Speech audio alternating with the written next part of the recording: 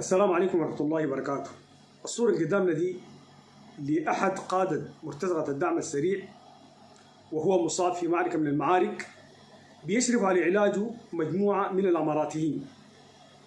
ومن المعلوم أن الأمارات قامت بإنشاء مستشفى الغرض الأساسي منه علاج جرحى مرتزقة الدعم السريع، والمستشفى في تشاد، لكن إعلاميا قالوا هذا المستشفى للنازحين.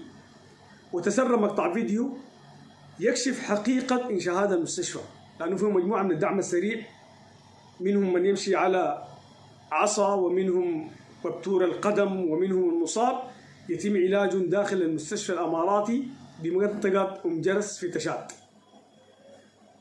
سؤالي لمحمد بن زايد: الشعب السوداني هل رأيت منه شرا؟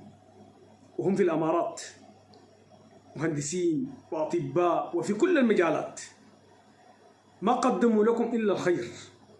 نحن ما بنتكلم عن الشعب الإماراتي، الشعب الإماراتي على رأسنا، الشعب الإماراتي ما فيه كلام، بيننا وبينهم محبة.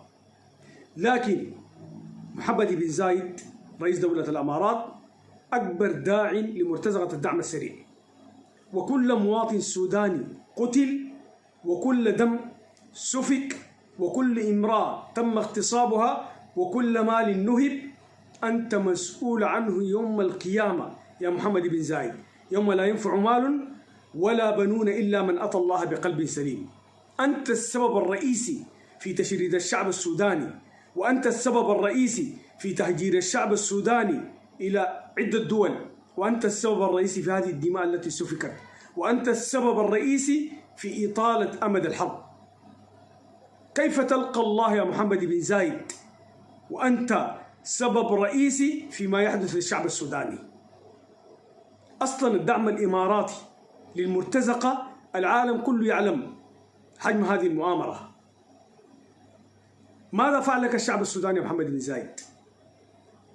ما الذي رأيته من الشعب السوداني حتى تقوم بدعم الميليشيا من أجل مكاسب دنيوية، من أجل مطامع دنيوية، من أجل توجيهات إسرائيلية غربية؟ اتق الله يا محمد بن زايد، اتق الله إن كنت مسلما حقا، واعلم أن هذه الدماء أنت مسؤول عنها أمام الله تبارك وتعالى يوم القيامة.